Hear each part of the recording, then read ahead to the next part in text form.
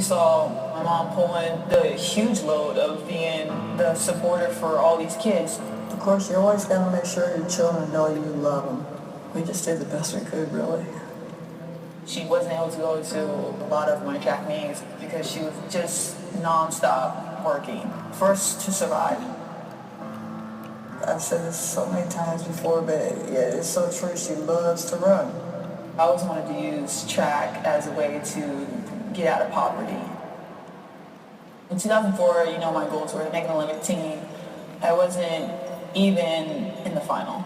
She was really disappointed when it happened, but she realizes that this happened for a reason. I knew what it was like sitting at home watching the Olympics on TV. I didn't want to experience that again. So I worked incredibly hard, and 4 years later, just blew the field away.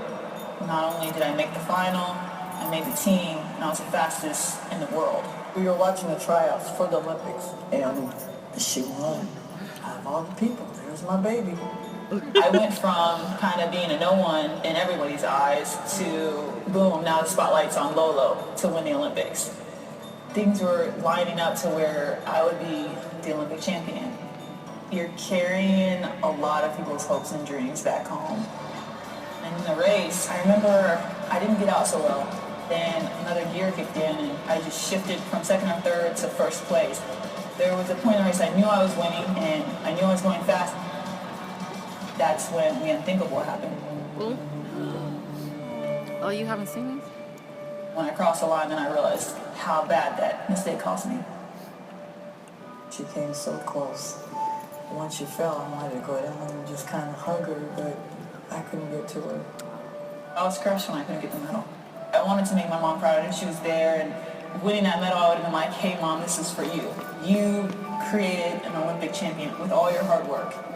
That does break a lot of people, but she doesn't give up. By the time London Olympics comes, I'll be running for 12 years, devoting 2 to 4 hours every day to a race that lasts 12 seconds. I've always used my failures as motivation. It was natural because I'd seen my mom do it her whole life.